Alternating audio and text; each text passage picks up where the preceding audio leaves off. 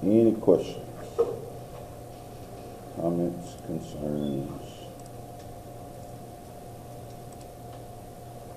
circumstances, situations? Good stuff. All right, let's dive right into it. Bless you. Okay, so examination of function is chapter 8, talking about examination of function. And it really blends well into a lot of the things we were doing in chapter 6. So that's why I wanted to include it. Now that we've started to get you thinking about performance-based tests, things like that. So this will kind of blend well into it. So again, we're not covering a whole lot in this chapter, just hitting the highlights, and then we're rolling on. So page 271 at the bottom, where it talks about, it says the ultimate objective, second paragraph there, of rehab is to return an individual to a lifestyle that is as close to their previous level of function as possible. So that's the main objective. If you ever wanted to know what your goal was in patient care, to return this patient as much as you can to the lifestyle that they had prior to injury, deficit, dysfunction, whatever was going on. Or, if we can't do that, alternatively, to maximize their current potential for function and to maintain it. That's the other big thing. Some stuff we're not going to be able to restore.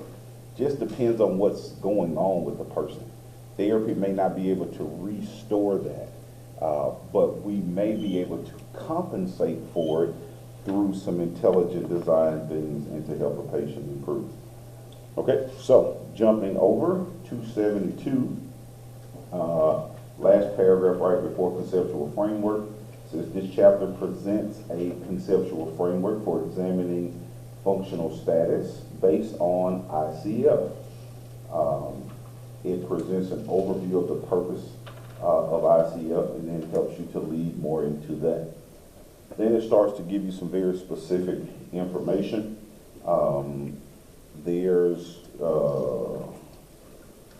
It says chronically ill and disabled people in the U.S. make up a large population. As of 2020, there were about 64 million Americans who were considered to have a disability. That's an outstanding number.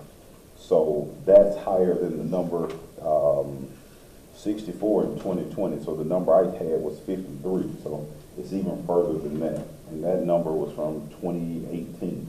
So that number has jumped substantially in that time. And so then it goes on to talk about the World Health Organization and the development of the ICD-10, and now we're getting ready to lead into the ICD-11, leading to function, disability, classification, things like that. It says the ICF framework consists of two parts. The first describes components of function and disability in context to health. The second describes contextual factors to interpret those components. So we will not go through that. We've talked a lot about ICF, so I'm not going to waste a lot of time on it. You can feel free to read that section if you like. It is it's interesting, but it's not relevant for what we're doing for this chapter. Okay, jumping to 276, examination of function. See, I told you we're rolling right through this chapter. Not spending a whole lot of time. Not on the stuff that's not important. The stuff that's important, we'll spend way more time. It says application, right there under purpose, of selected functional tests and measures yield data that can be used for one, baseline for setting function-oriented goals and outcomes. That's the goal. So PT should be using these tests to set outcomes and goals for patients. Hopefully, you will find that when you're working with a PT and you notice that their goals are very generic, very non-specific, and don't have great measurements, then you may want to sit down and not dictate to them that they should do something, but just discuss, hey, can we add in this test? You know, we did this in school. I think that would be great. That way we will have some more objective data that we can use to measure this patient's progression. So it's okay. Sometimes PTs get in a rut. They get tired, they get lazy, they don't feel like doing it. And sometimes that level of encouragement, as a reminder, we need objective data. We can't just have increase a patient's manual muscle test strength half a muscle grade as every goal for every patient. That's not specific. And when they review the documents when insurance companies review the documents, they're going to say it's not tied to function, and they're going to then request a refund on any money spent to have that patient seen. And that will start to cause you to leak funding. So it's important, especially post-acute care. Now, in acute care, goals are going to be generic. Most times in acute care, all of your goals are tied to function, but they're going to be generic. Increase lower extremity strength to 3 out of 5. So there's going to be a strengthening goal, range of motion strength. Increase lower extremity strength, 3 out of 5. Then there's going to be a bed mobility goal. Perform all bed mobility with modified independence. So you want them to be able to do it on their own without having anyone to assist. Perform transfers, supine to sit, sit to supine, sit to stand, bed to chair with contact guard assist, meaning we don't have to physically do a whole lot. Perform standing balance activities, single leg for 5 seconds. You need them to be able to stand on one leg for 5 seconds. Then transfer from bed to chair with standing assist, standby assist.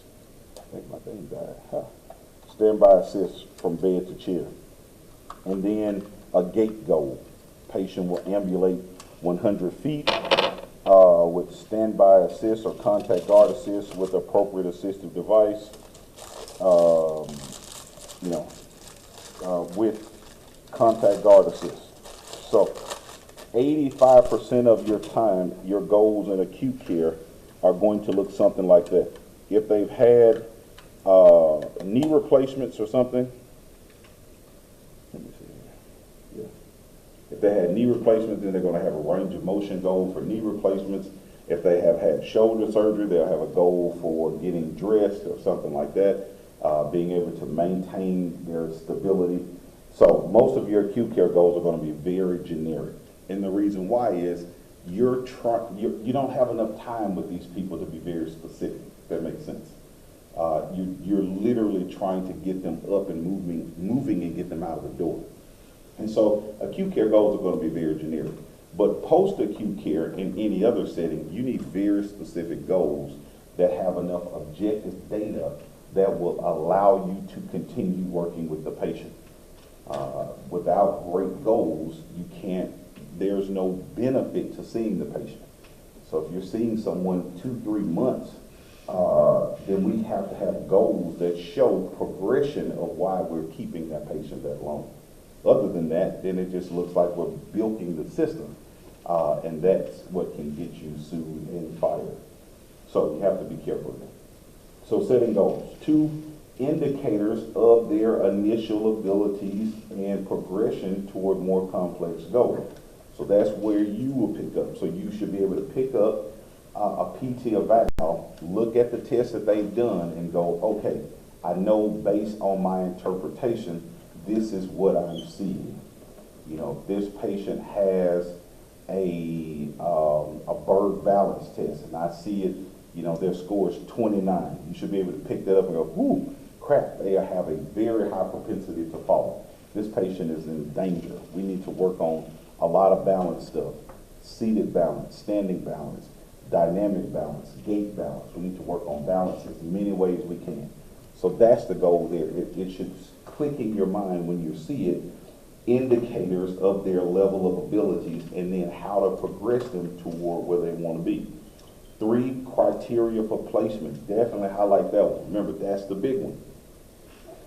Those figure out where do we go next.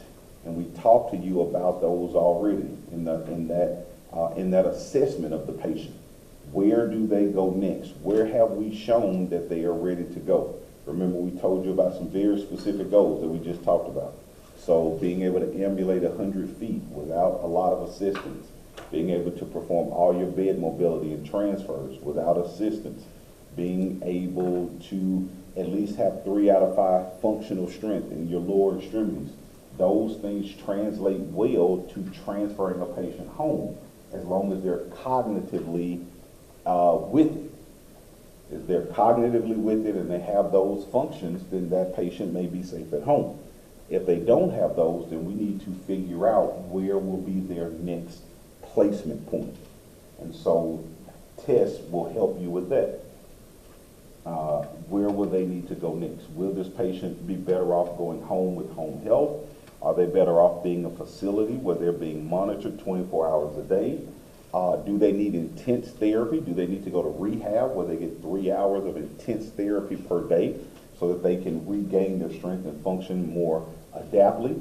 Are they beyond anything that's acute, and will they need outpatient? Some folks, they do so well, you go, man, discharge and, follow up with your doctor and go to outpatient. So where is the next step? Okay, 4, manifestations of their level of safety. And that's very important. The tests tell you about safety. We talked about that when we were talking about Berg balance, Tenetti, dynamic gait index, those scorings with that, what those mean, high levels of fall risks when you see those. And then number 6, and that's the big one, documentation to support payer requirements. Payers will not want to consistently pay if your notes are generic, if your notes are lazy, and if you're doing the same thing over again. Can you imagine, let's say, with just what you know already, if what you know already, if someone told you your money that pays your bills for where you live, where you sleep, what you eat, what you drive, that money that you were going to use to live was based on you reading somebody's notes and determining if that note was adequate in what they said that they were doing. Let's say you were having to read notes on other therapists, and you picked up this note. And remember, your job is tied to you finding stuff that's not functional. And you read, day 1, they saw the patient. They did these 5 things. Okay? All right, good. All right, day 3, they saw the patient. Same 5 things. Day 10, same 5 things. Day 26, same 5 things. Day 39, same 5 things. Day 88, same 5 things. What are you going to say? Is that progression? Is that patient getting better? We did the same 5 things. So now I am able to identify that you were haphazard with your job. That allows me to now feel comfortable doing my job. So there are folks out there called auditors that get paid to look at your notes and read them and go, they're doing the same crapping stuff every day. They're not progressing patients. They haven't changed anything. The same plan of care they were following on day 1, they're doing it on day 86. Their notes aren't even showing how they're progressing people. Like, they're just writing the same stuff. PTA continue plan of care. Continue plan of care. Continue plan of care. Continue plan of care. Exercise per exercise log. Exercise per exercise log. Patient improving with therapy. Patient improving with therapy. That's all you write. That's all that's in your notes. Who is going to pay for that? Nobody. And so we get mad when insurance companies come back and go, give me all my money back. You're not doing your job. No, you have to show progression. You should be doing something different every time with the patient, or every time. You should do something different every time. Whether you're adding an exercise, whether you are making it more difficult. Remember, what did I tell you guys in the lab the other day? What are 3 things we can change immediately when we're dealing with patients to make it, to enhance what we're doing? Say it again. Intensity is something we can always shift. So that could be reps, resistance. What else? Duration. Very good. That's endurance.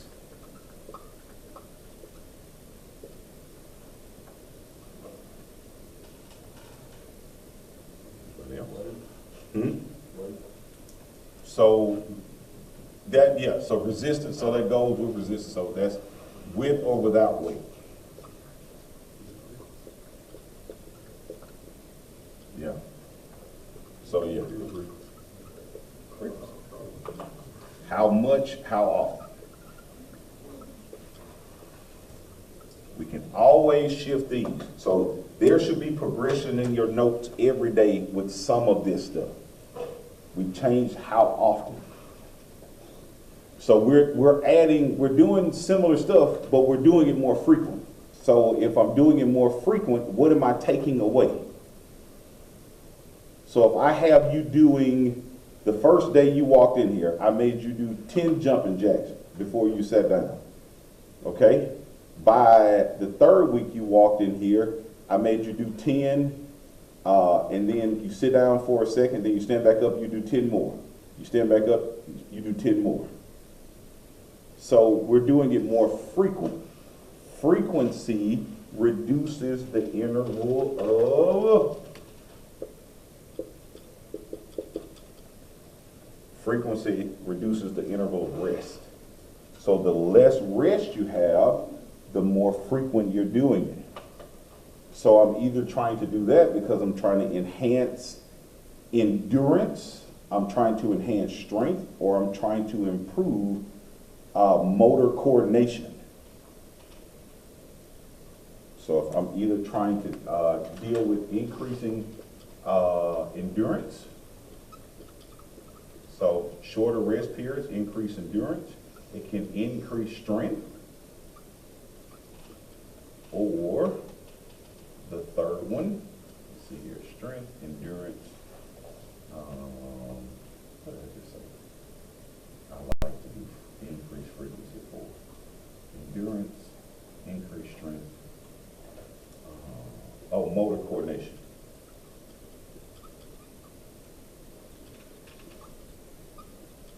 So the more often you do something, the more the neurons fire, the more you improve motor coordination.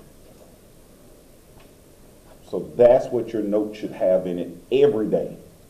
No excuses for not.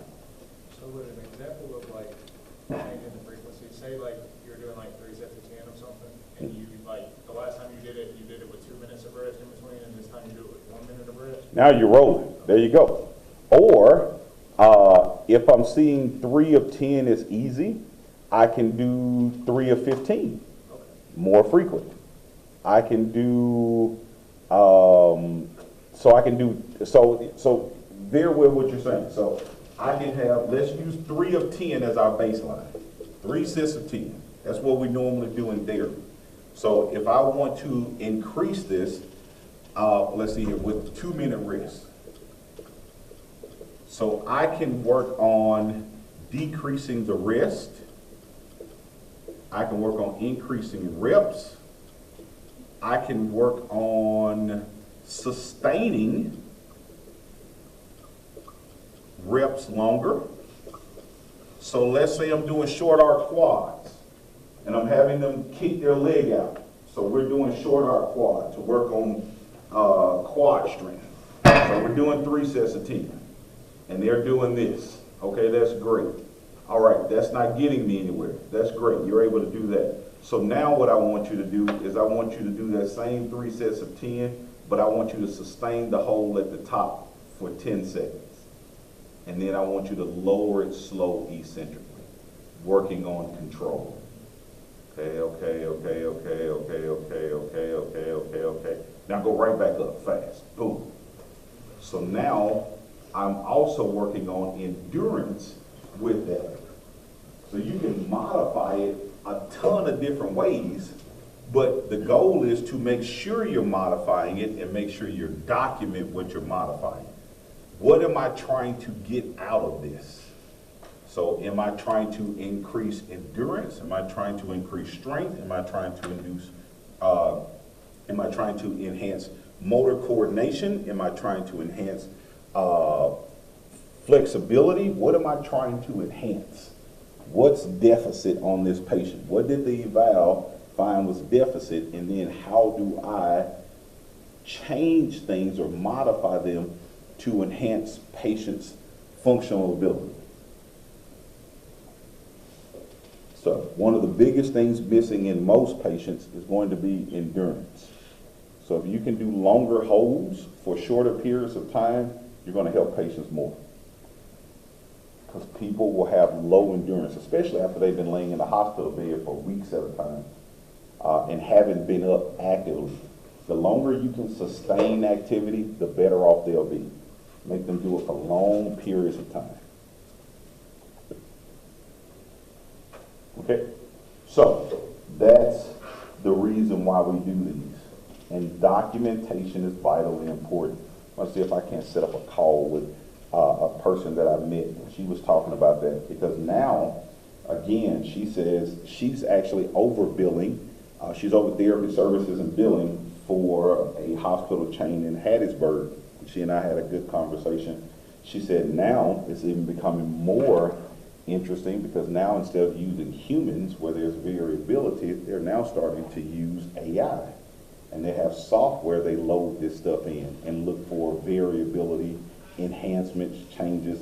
And if the software spits back, this patient hasn't shown any progression, then now they have a way to actually go after you with detailed reports showing how you haven't done your job efficiently. Now imagine your boss getting that report on you for 30 patients that you've seen over the last 6 months. And now the insurance company has pulled the payments for 30 people and the hospital now has to pay that back because we show poor progression. How secure are you in your job if you feel like 30 people? Good God. Let's have a talk about your employment status. I don't think this is for you. Let us give you a notice. So that's where we're moving toward. AI is not a danger. It's only a danger to lazy people. AI is not a danger. If you're doing what you're supposed to do, AI is going to be your friend because it's going to show, hey, this person here is doing an exceptional job. They're progressing people. The people are getting better. They're not having to stay as long. These are the people you need to pay. That's what AI is going to identify. Efficiency. Those people who get people better, faster, and with greater quality and speed.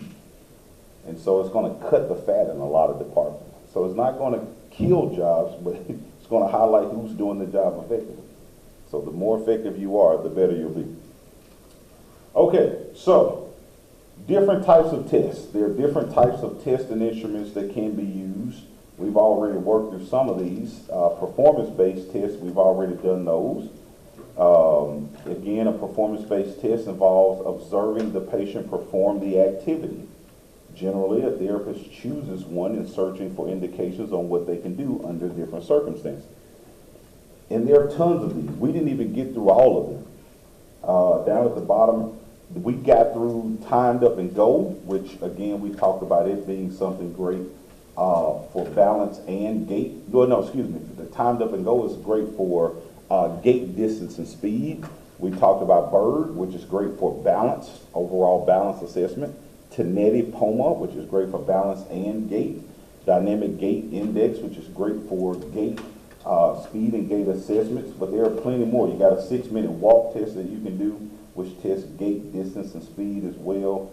So there are tons of tests out there that can be used. And you kind of just have to do a study of the different ones and just kind of know overall what they're measuring. Okay? But overall, that's kind of what each will measure in general. Okay? Self-report tests are another type of test. These are going to be either administered by the patient themselves or by an interviewer, and they'll self-report. Depending on where you're working, a lot of times they will do self-report tests where they're asking patients on the front end I know one of my previous employers, they used to use, oh shoot, what was the name of that thing? It's gonna come to my head in a minute. But it was a self-report test where patients would report how they were doing on the front end, and then you would take it at different increments. I'll have the name of it in a few minutes. It'll come back to it. No, that's not it. It'll come to me. It'll come to me. But there are different brands that do different ones. APTA uses one called Optimal. I put that one on Canvas. You can look that one up. I'm not going to test you on that, but in case you're looking for a good self-report, you're working at a place, they start saying, hey, we need to do more self-reports to measure the quality of what we're doing. APTA Optimal is a great one to do. It's very quick, and it's a good self-report, and you can measure it pre and post. So you can measure it before they start therapy, you can measure it while they're doing it, and then you can measure it after they finish therapy. And what are they able to do now that they weren't able to do before? That's objective data. Even though it's a self-report, it's still objective data. Objectively, if I couldn't stand and walk to cook or to do functional activities before I started, but I can now, that's showing me what you have done through therapy. So self-reports are great. Under there it says the time frame reported, the time frame provided in the directions is a relevant consideration. A therapist should decide in advance if the relevant window on a patient's self-report is past 24 hours, the previous week, the previous month, or the previous year.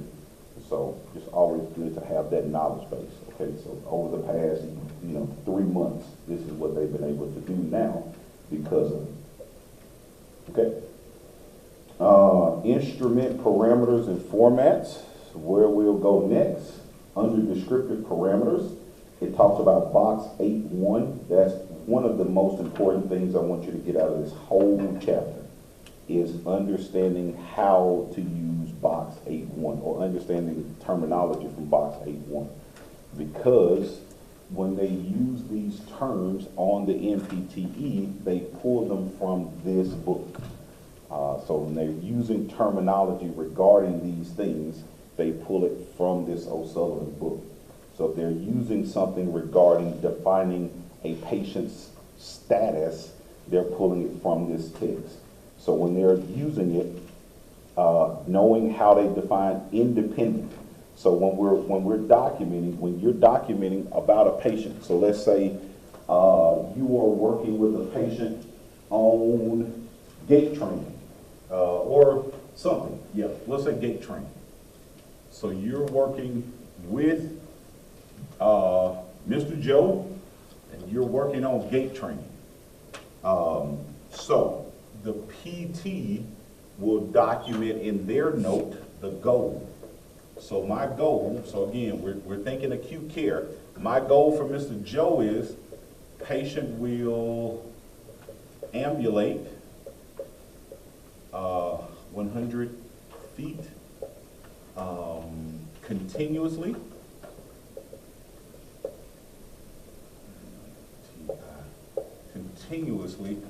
with appropriate assistive device,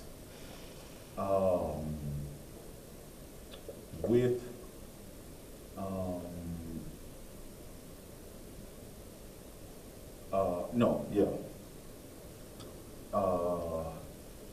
with modified independent performance. Assistance. Modified independence assistance. Okay, so that's the PT's goal. That's what we're doing for Mr. Joe. Okay, so you get Mr. Joe up and you're going to walk with him the first day. Okay, so Mr. Joe walks 25 feet. He has to sit down in his wheelchair. He stands up. He walks another 25 feet. He said he's dead tired. Then we have to pick Mr. Joe up walks back to his room after he rests for 10 minutes.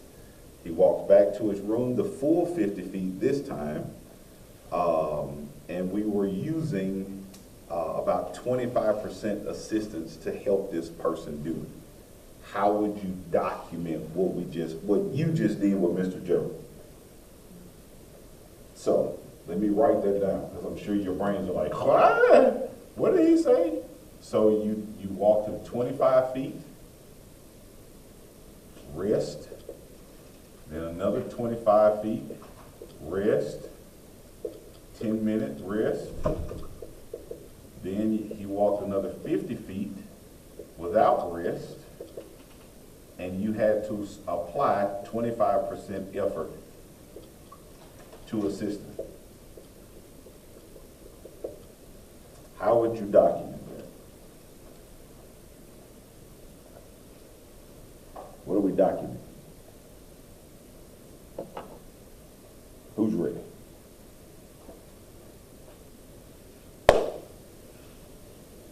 Somebody, anybody, nobody, me and Jesus. Come on. Y'all are some thinkers.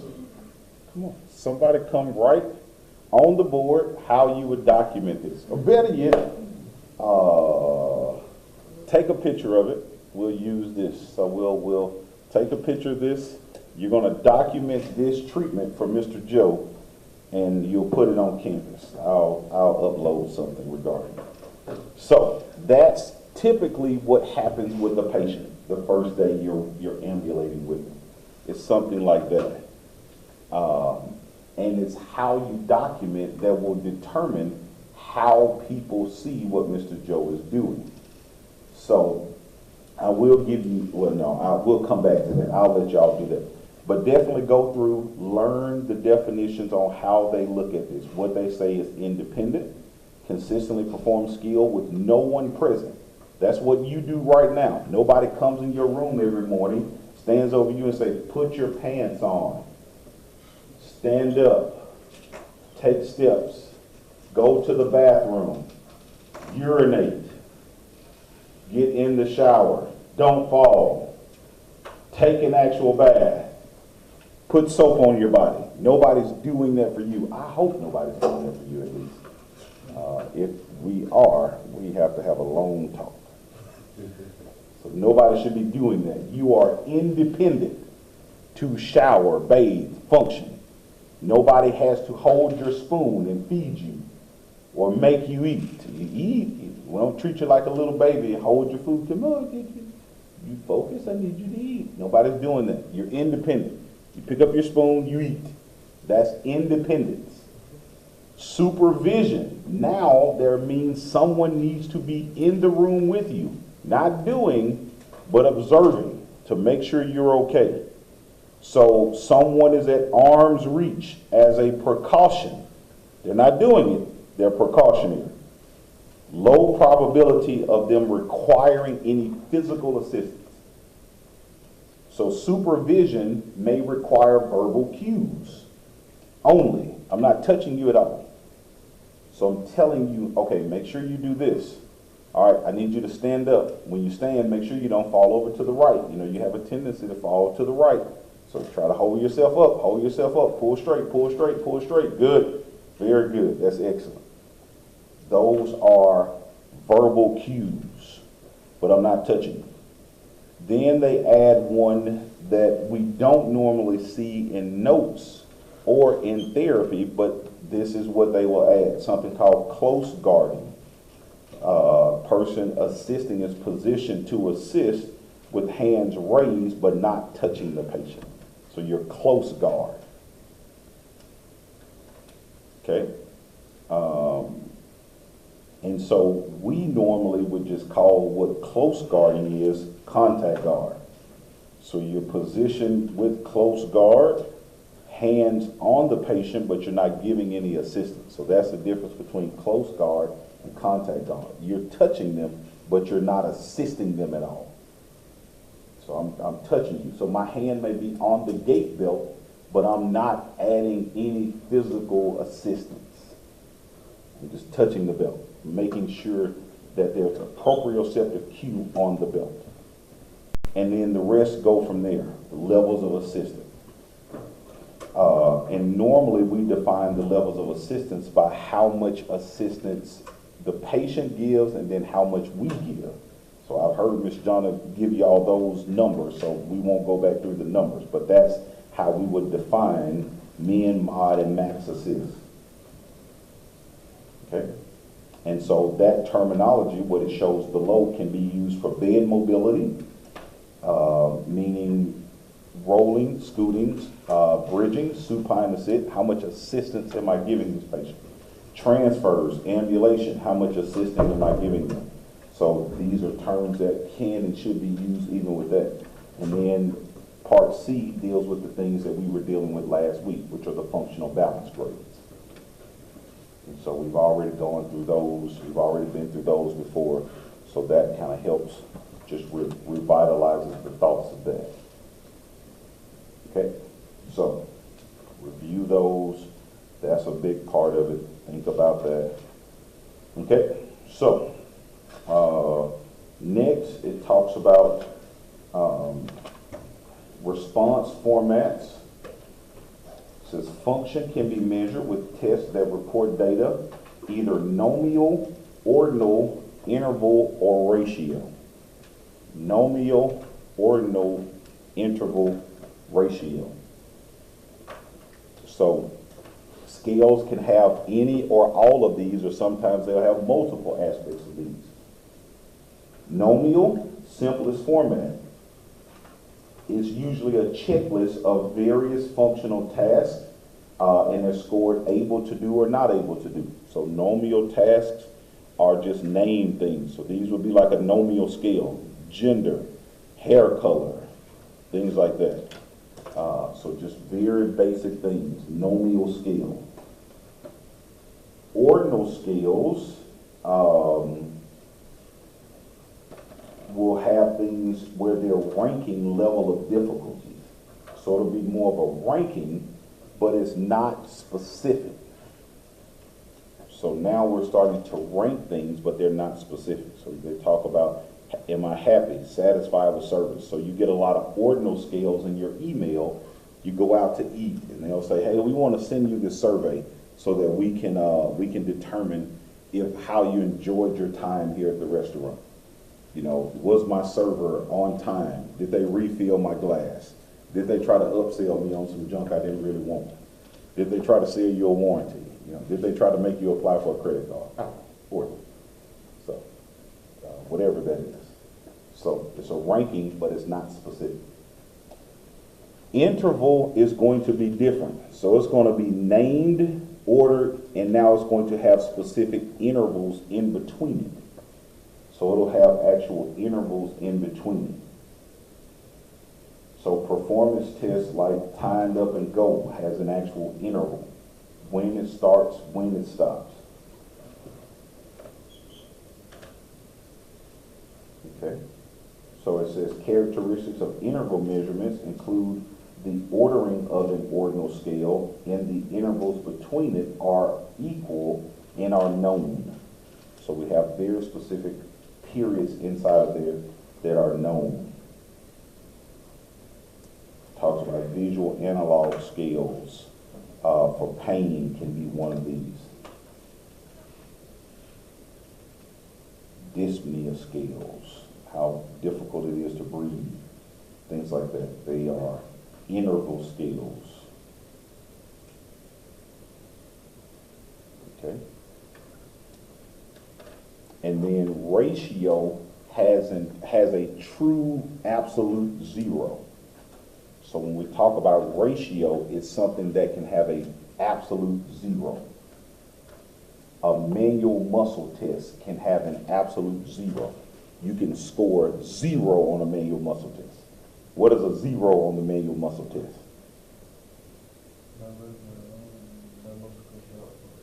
No movement, no contraction, no palpable contraction at all. It's a 0. If someone was in here and they were a paraplegic, waist down, and you tried to palpate their tibialis anterior, they would be a 0. It would have no number measurement on it. Temperature has a true 0. And if you go to the right places, you can go below 0, which is not fun. Anybody ever been in below 0 temperature? Not really. It's not that cool, I promise you. So those things have true zeros with them. Temperature, manual muscle test, those are things that have an actual 0. So they're scales that measure, but they have a true 0 in their function. So weight is another one. You can weigh 0. Hopefully you wouldn't, but you can. It has a 0 number. Girth measurements have a true 0 starting point. Those are things that go with these response formats as well. Okay, it's a good place for a break there. Let's take 5. We'll come back. We have a couple more things to hit, and then we'll be out of this chapter, I promise you.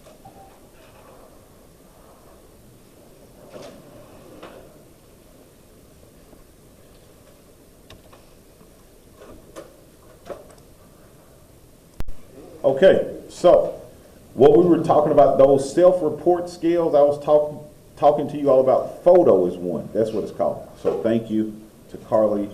Photo is called photo measurements. Focus on therapeutic outcomes. These are self-report measures.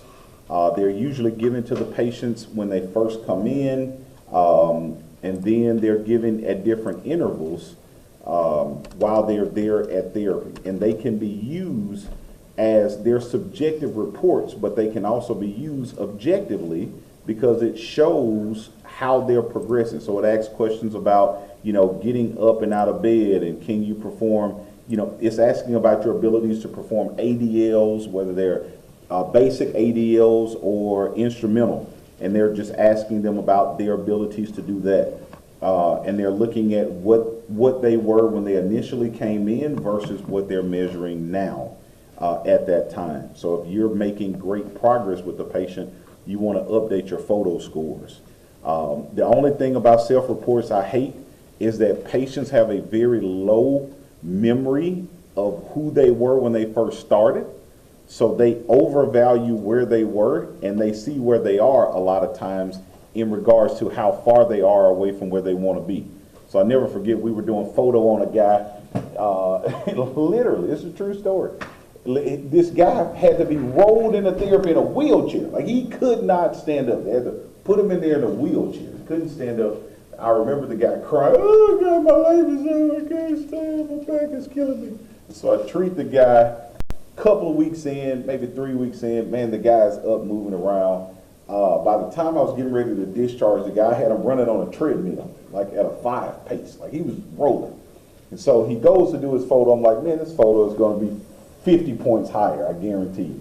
His photo score was lower than it was. I'm like, how are you less functional than you were when they rolled you in here in a wheelchair, fella? And now you're saying you're less better than you were then, so you were better off coming in a wheelchair than you are today, being someone who can run on a, and so that's the only problem with it, is patients can overvalue where they start and they undervalue where they're leaving. So self-reports can be good, and sometimes they can be bad. If they're doing them, you want to make sure whoever the person is giving them, give them very specific directions. Make sure that they're reading the questions correctly and that the person is giving very specific directions, or it can affect what you're doing with the person. Okay, so we'll do this one. Levels of measurement. These can be split into 2 groups, qualitative and quantitative data. Oh shoot, I hit the stop button. Sorry. They are very intuitive, so don't worry. Qualitative data can be nominal or... Oh, my bad. You weren't able to see any of that. Huh. My bad. I was doing photo and everything. Hang on, let's see if this is the one. Yeah.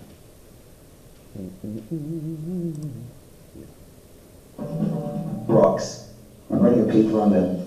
This is the last thing standing between me and break, and I need to crush it. Levels of measurement. These can be split into 2 groups, qualitative and quantitative data. They are very intuitive, so don't worry. Qualitative data can be nominal or ordinal.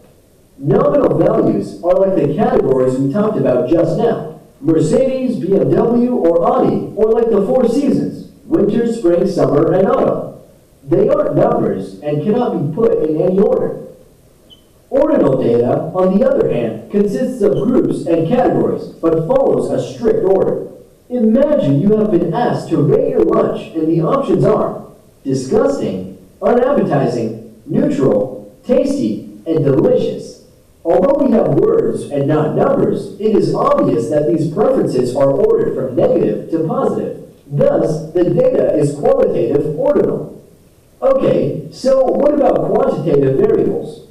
Well, as you may have guessed by now, they are split into two groups, interval and ratio. Intervals and ratios are both represented by numbers, but have one major difference. Ratios have a true zero, and intervals don't. For example, length is a ratio variable. You all know that 0 inches or 0 feet means no length. With temperature, however, we have a different story. It is usually an interval variable. Let me explain. Usually, it is expressed in Celsius or Fahrenheit. They are both interval variables. 0 degrees Celsius or 0 degrees Fahrenheit don't mean anything, as the absolute zero temperature is actually negative 273.15 degrees Celsius or negative 459.67 degrees Fahrenheit. However, we can easily say that 80 degrees Fahrenheit is less than 100 degrees Fahrenheit. In the case of interval variables, the difference is meaningful, but the zero is not. Continuing this temperature example, there is another scale, kelvins. According to it, the absolute minimum temperature is 0 degrees Kelvin. Therefore, if the degrees are stated in kelvins, the variable will be a ratio. So, numbers like 2, 3, 10, 10.5, pi, etc. can be both an interval or a ratio measurement, but you have to be careful with the context you are using them in. For more videos like this one, please subscribe. Okay, so, great idea. So the ones that we use, again, pain scale are usually interval because they don't have a, we don't know, zero pain is not really zero. So when we're using pain scales, it's interval. Weight, girth measurements, things like that, manual muscle tests are true zeros. Like there's a true zero. Okay, so let's talk about interpreting data, determining the quality of an instrument. So when we're looking at determining quality, it says in deciding which measures to use, an instrument's reliability, validity, and responsiveness should be considered. So these are the big things that we look at when we're looking at how well an instrument performs its duty. Reliability, validity, and then we'll add sensitivity and specificity to that as well. So, what is reliability? Reliability is looking at, does a test measure, does a test get consistent results in its measurement? Can I get consistent results in my measurement?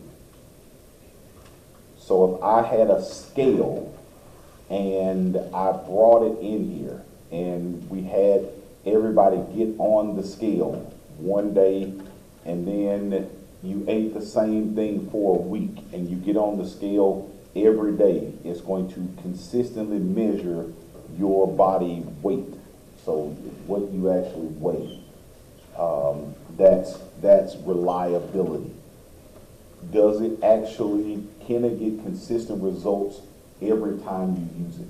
So that's what truly reliability is. It says a reliable instrument measures a phenomenon dependability. Time after time, can I get consistent results? Predictability is a great term that goes with that. So there are a couple of things that we do retest reliability when we're dealing with reliability, meaning if I use it to test, can I then retest with it and still get the same result? So if I'm using goniometry for a range of motion, so we do a test with it, we come back a week later, we retest, is it still getting me the same results? Test, retest reliability is a type of reliability. No, it will not indicate change when none has occurred. It's basic test, retest. Then we have something called inter and intra-rater reliability. Inter-rater reliability is reliability from multiple people doing the same things. So let's say I had a shoulder set up in here with a joint angle at 120 degrees. And I had each of you walk in independently, measure, and write down what the degree range was.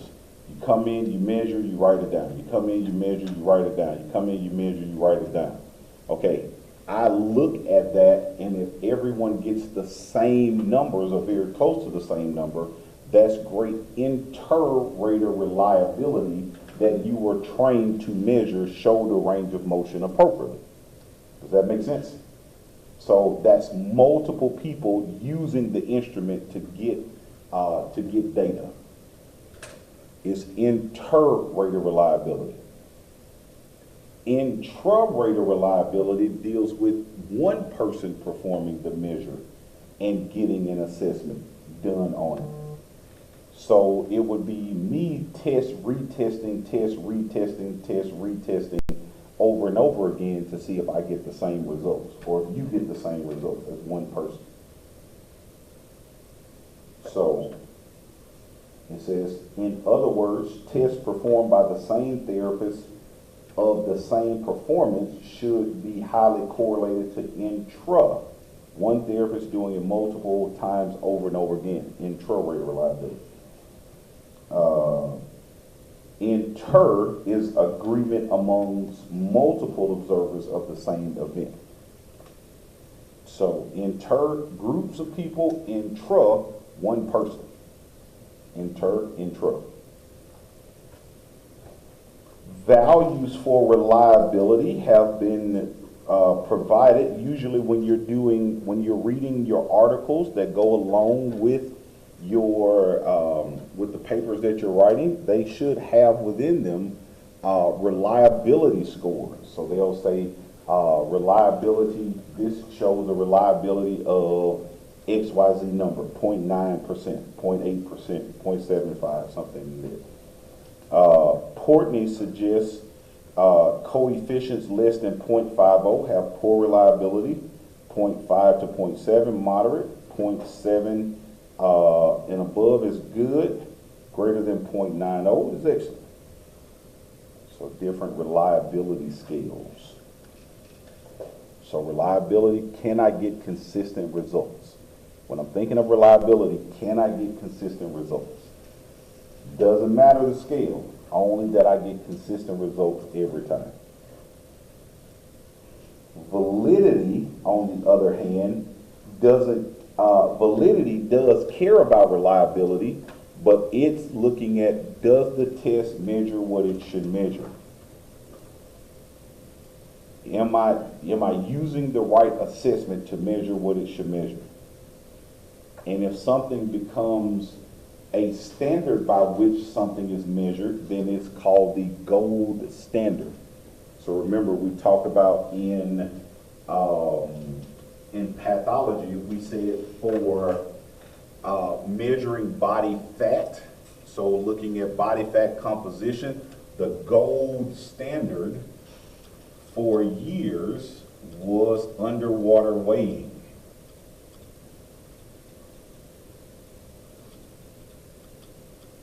Meaning it was the most valid way of checking something, and it was consistently found to do what was asked of it. When you did the test the way the directions require, you were getting consistently great results every time. It measured what it should measure.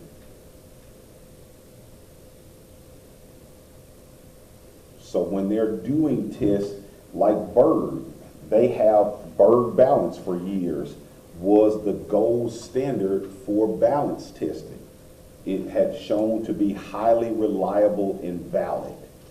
And so they'll talk to you about reliability and validity scores dealing with those. They'll tell you, such and such was reliable to this degree. It is shown to be valid through these number of tests that they've used. And it'll walk you through those. So gold standard is a measurement of validity. But there are a couple of other ones that I definitely want to talk about. I'll come back to it. I'll show you those later. There is face validity. It says, so first, the valid instrument should, on the face of it, appear to measure what is purported to measure. That's called face validity. It should measure what it should measure. So if we brought scales in here and told you to use scales for goniometry, you would go, that's not a valid way of measuring that. On its face, my body weight has nothing to do with how my joints move. So that's poor face validity. So does it measure what it should measure? It says another critical dimension is whether the assessment measures all of the important dimensions of function. That's content validity. Is it measuring out everything that it should measure? Content, like you think about what something contains. The container is full of these things. Does the test measure all of these? So they found force plate measurements or force square to be to have a great content validity for measuring balance. And then the last one is called criterion validity that we'll talk about. It says if there was a gold standard in unteachable measurement of a phenomenon, then a new instrument could be tested against that to see how well it measured the same standard, and that's criterion. So I can remember, I'm old enough to remember when Tenetti Poma was introduced against BIRD, and so there were great criterion-related tests showing Tenetti can be just as effective at measuring balance as BIRD. And so they use criterion validity to show Tenetti was just as effective at measuring balance as BIRD.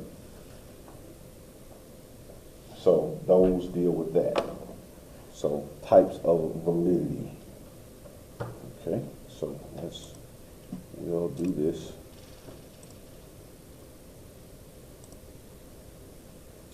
I'm being told this is Lou Emu from Liberty Mutual to help save you hundreds by customizing your car insurance. And this pregnant dog is the gentleman under the security guard. Only pay for what you need.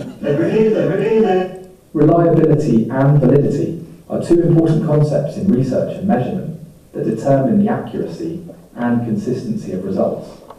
While both are essential for ensuring high-quality data, they measure different aspects of a study or test. Reliability refers to the consistency of a measurement, meaning that if the same test is repeated, it should produce similar results. Validity, on the other hand, refers to whether a test actually measures what it is intended to measure. Understanding the difference between reliability and validity is crucial in scientific research, education, and psychology, where accurate measurements are necessary for meaningful conclusions. Reliability refers to the consistency and stability of a measurement over time. A test or experiment is considered reliable if it produces similar results under the same conditions. This means that if a person takes the same test multiple times, or if different researchers conduct the same experiment, the results should be nearly identical.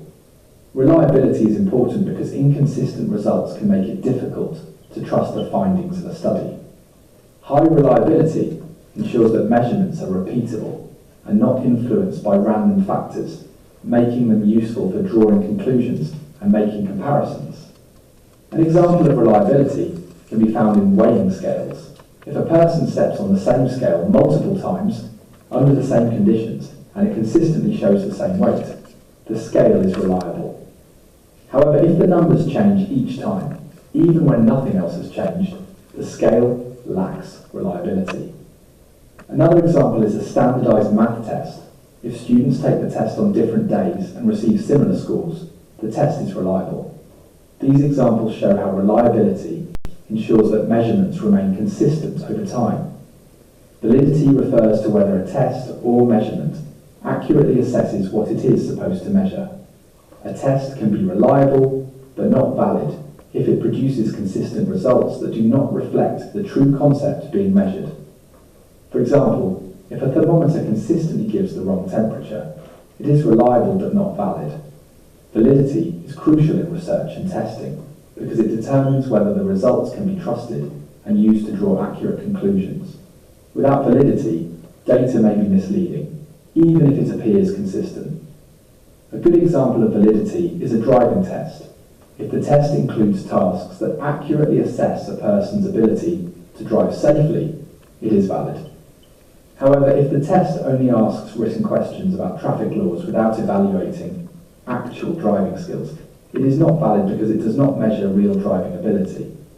Another example is a personality test designed to measure introversion. If the questions accurately reflect introverted traits and predict behaviour correctly, the test is valid. These examples highlight how validity ensures that a measurement reflects the intended concept rather than just producing consistent results. Good stuff. In this video, we're going to take just a few moments to talk about validity in research. Okay. All right, yeah. Okay, so, good information.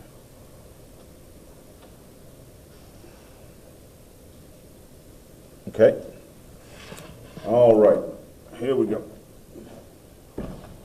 So, let us finish this out. So the last thing we'll talk about are a couple of different measurements.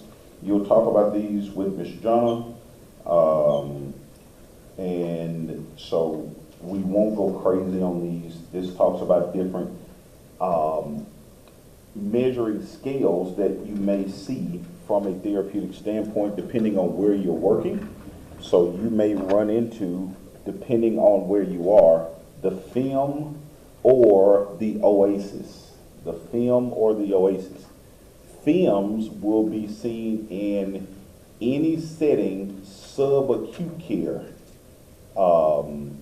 hospital-based settings. So if you're doing, if you're in a nursing home, if you are in a rehab setting, if you're in a skilled nursing facility, if you are in a,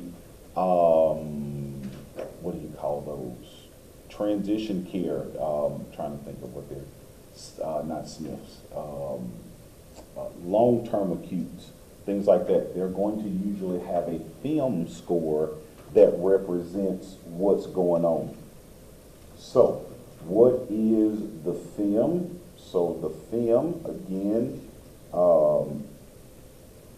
so it says, over on the right-hand side of page 287, this is kind of what I want you to know about it. It says, in the areas of physical functioning, questions on the ability to ambulate are the only ones that they have in common. Aspect of physical function are not covered in any of the instruments, including bed mobility and dexterity. Or that's where I want to pick up. The film and the oasis include more ADL items. The film was originally developed as a tool for inpatient rehab, and the oasis was designed for home health agencies, generally serving older patients. And it's still used today. An oasis is the document that has to be on file for every patient who is being seen in home health. So the eval in home health is going to be in oasis form.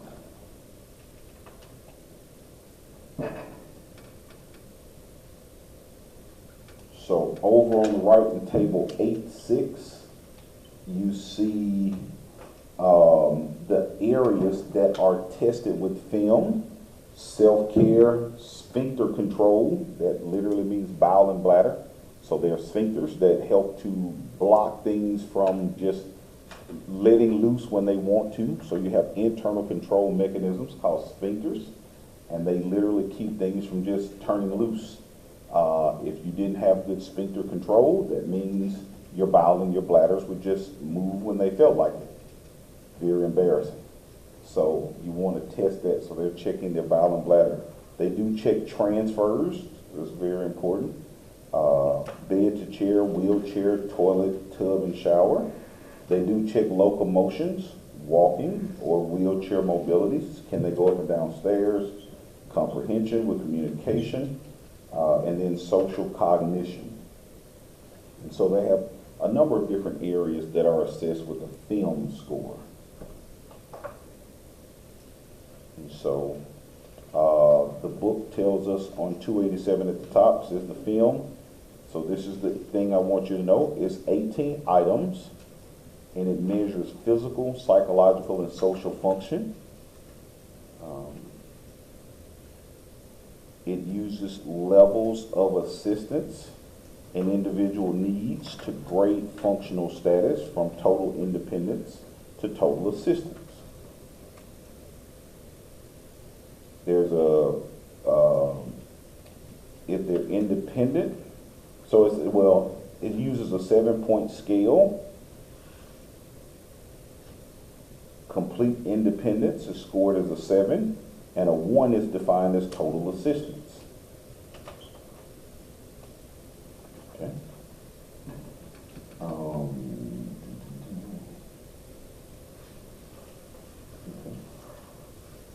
So over on 288, this is just kind of general things here to show you, dealing with what we just talked about. It says the film measures what the individual does, not what they could do under certain circumstances. The inter-rater reliability has been established as an acceptable level, ranging from 0.86 to 0.88. So multiple people using it get very consistent results. The face and content validity of the film, as well as its ability to capture change in patient's level of function, has also been determined and is very well as well. Okay. The film, the last paragraph, has been widely used in inpatient rehab. Yeah, I don't want to go crazy with that. We don't really use G codes anymore. So it just basically stands on its own as a very well produced item, the film. Okay, then the Oasis is another one. It's been used since 1999. They've been mandated to use it as a condition of participation in the Medicare program. The current version is Oasis D. If I'm not mistaken, it may even have moved to another version of it since then. Has been characterized, I think Oasis E is now out. Yeah, that's what I was thinking. Oasis E is actually out now, so they moved to that as well. So it measures aspects of what you see there in table 8.7, grooming, abilities to dress upper and lower body, bathing, toileting, transferring, toileting hygiene, meaning can you perform toileting. There's a difference between transfer, getting on and off the toilet, and then hygiene, can you perform the activities. Transfers, ambulation, feeding and eating, and then fall risk assessments. So it'll have some things built in like birds. So it is a very long process to fill out an Oasis for those who do it, but it is one of the things that's required as a part of it. And then, so those are the two things that I want you to know. We'll talk about some of the patient-specific scales in lab, but we won't do any before the exam. All right, any questions?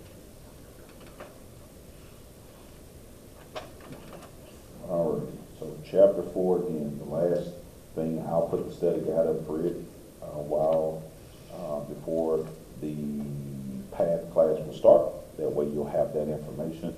You have all the study guides that go with test 1. Any questions, comments, concerns? All right, that's my time. See you back 10:30.